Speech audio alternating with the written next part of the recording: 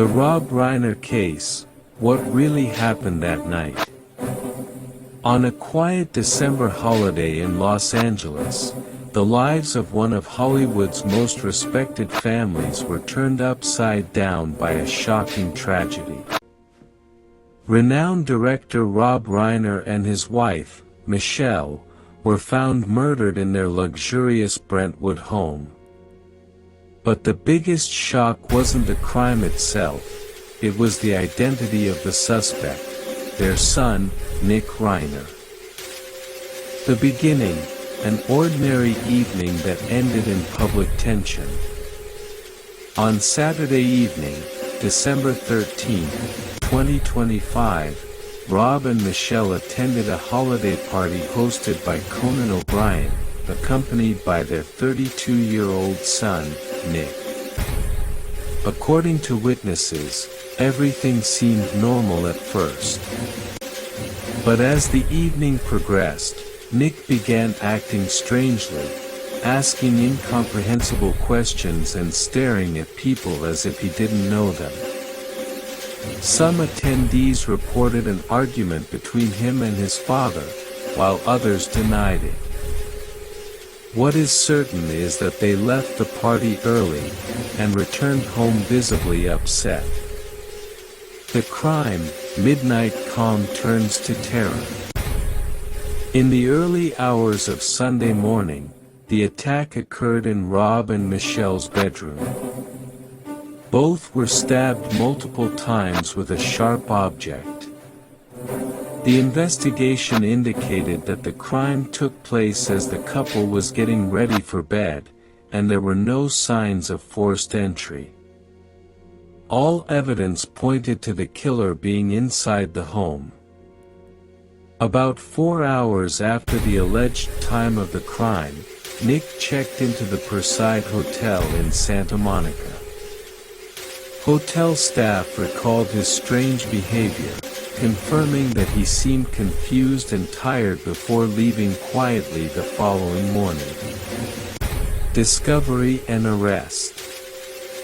At 3:30 p.m. on Sunday, their daughter, Romy Reiner, arrived home after her therapist's attempts to contact her parents failed.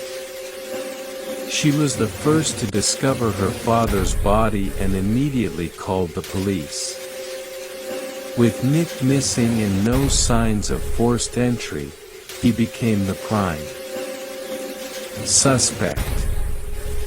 That same evening, he was spotted on surveillance cameras near USC, where he was arrested without resistance.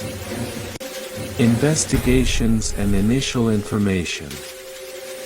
After his arrest, Nick was taken into custody on suspicion of double homicide. As news of the crime spread like wildfire, a complex background began to emerge.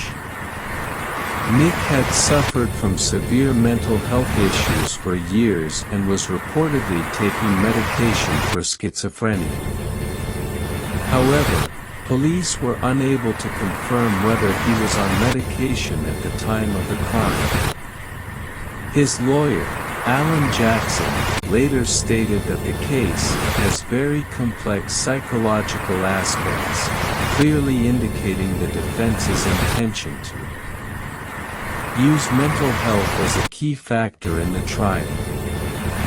Hypotheses discussed.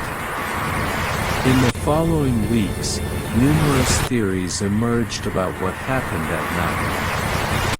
Official hypothesis: Nick acted alone, without any accomplices. Psychological crisis: the crime resulted from a severe mental breakdown and a temporary loss of balance. Drug influence: he may have been under the influence of stimulants that exacerbated his condition. Emotional explosion: the argument at the party may have been the final straw in a troubled family relationship. Material motives: it was ruled out entirely, as no evidence of a financial dispute or inheritance intention emerged. An analytical reading of the crime. All the indicators, the lack of premeditation, Nick's behavior after the crime, the nature of the injuries, and his disorganized attempts to leave the scene, lead to one conclusion.